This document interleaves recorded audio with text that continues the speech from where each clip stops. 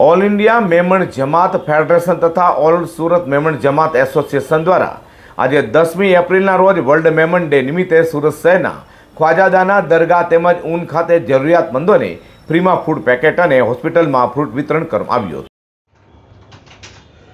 All India Memon जमात federation तथा all सूरत मेमन जमात association द्वारा आज 10મી એપ્રિલના રોજ વર્લ્ડ મેમન ડે નિમિત્તે સુરત શહેરના ખ્વાજાદાના દરગાહ તેમજ ઊન ખાતે જરૂરિયાતમંદોને ફ્રીમાં ફૂડ પેકેટ અને હોસ્પિટલોમાં ફ્રૂટ આપવામાં આવ્યું હતું।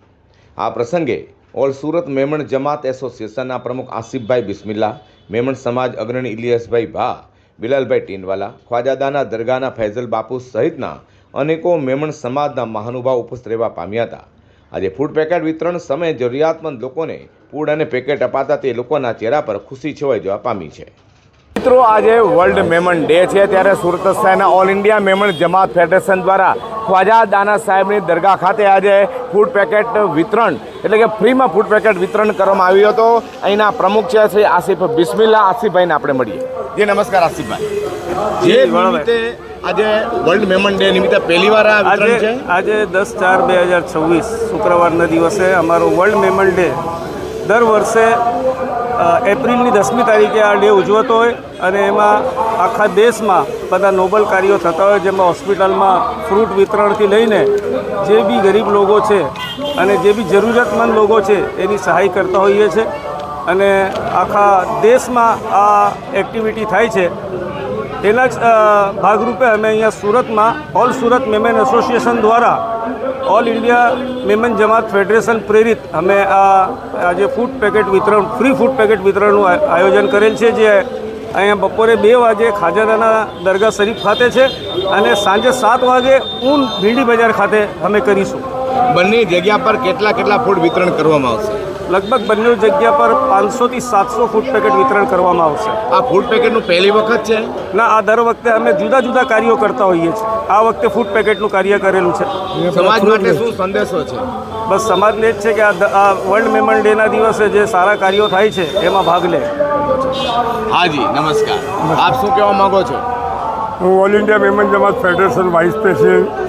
આજે 10 એપ્રિલ વર્લ્ડ મેમન ડે નિમિત્તે આખા દેશમાં નહીં બલકે આખી દુનિયાની અંદર અમારા 30 લાખ મહેમાન લોકો જે છે એ વર્લ્ડ મેમન ડે ઉજવે છે અને દરેક જગ્યાએ એક અલગ અલગ જગ્યા પર સારા કાર્યો કરવામાં આવે છે અને ઘણા સારો કાર્ય આ દિવસે કરીને મેમન ડેને સારી રીતે ઉજવવામાં આવે છે।